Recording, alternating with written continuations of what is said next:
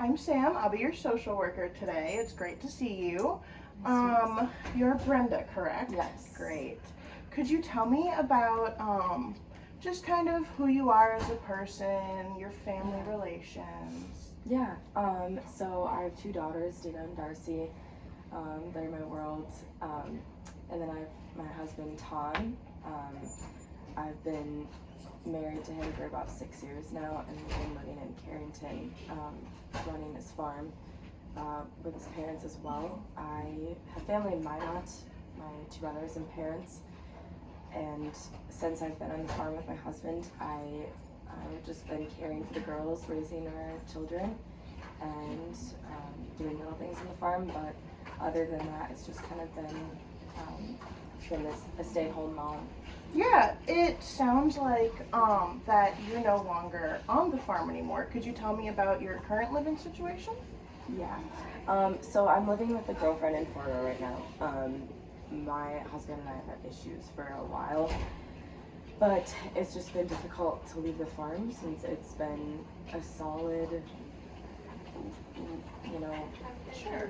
living. I love him, and I love his family. It's just gotten to be difficult. So yeah, I recently moved to Fargo. My girlfriend and I were friends in high school, so I kind of just reached out to her last minute. I didn't really know where else to go. Yeah. Could you tell me more about the issues that you've been having with your husband? So I guess just since I've been without a job and have been like relying on him for our living situation. We're around each other a lot. And it's gotten to be, he's been physically abusive for about 2 years now. I thought it would get better. The first time was, he's just really on edge all the time, really moody. The farming hours are really hard. And it's just, I don't know, it's hard on us and the girls with him working all the time, but I know it's like also hard for him just because it's difficult to run a farm and have that many responsibilities. So like I get it, but it's gotten to be an issue with the girls getting older, them seeing him treat me that way. It's also just emotionally, he's very controlling. Again, I'm like under him, I guess. Yeah, it sounds like you definitely did the right thing by leaving and going to stay with your high school friend. How are the girls adjusting to that? I mean, it's very difficult. They're only 2 and 4. The main concern that I've had recently is they're getting their daycare because I don't have a job, I don't have an income. I'm concerned that they're gonna, if time keeps going with this situation and me not having a job or any like resources to get them, I'm concerned for their well-being just with, again, getting in daycare and also being apart from family. I don't want them apart from their dad, but he's not good to them anymore and it's safe for them. But I mean, they're apart from my parents. Can I follow you again? And that's really difficult as well. My parents kind of don't agree with me leaving. They think I've left a stable home, even though it isn't. So yeah, it hurts to think about them not seeing their uncles and their grandparents and their father. Well, it definitely seems like you made a great decision and are setting your kids up for success in the long run.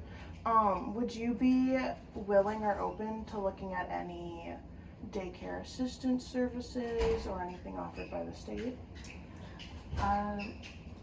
Yeah, I'm kind of nervous to reach out to social services. this was a big step for me, just because I don't know if I'll just probably decide to go back. I don't know. Well, hopefully we can get you set up with the right resources so you don't feel that you have to go back. Yeah. Unless, you know, you want to or if it's a personal choice. So would you be open to maybe filing some of that paperwork with me today in office? Yeah, I'd be open to reviewing it, like seeing what it goes over, I guess. Yeah. Yeah, so we can definitely pull up some of that paperwork. How are you feeling about income? I just don't know where to start. I feel like I don't know if I want to stay in Fargo to get a job or if I want to try and be closer to family. I guess I'm just struggling because I don't want to rely on my friend for too long. But yeah, not good. I don't have an income. Could you tell me, just so hopefully we can find you a good fit, what is some of your previous background education?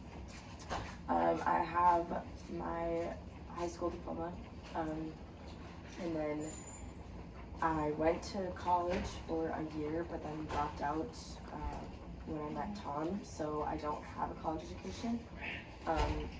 But I have been, I'm a certified CNA. I just don't have the certification up to date anymore since I haven't been working. So I did work as a CNA for some time. Did you enjoy that? Yeah, I did. Now I'm just worried about the girls having somewhere to stay. Again, I don't really know who to rely on. Like, for the time being, my friend has a job, you know, and she has a boyfriend. I don't want to like impose on that, but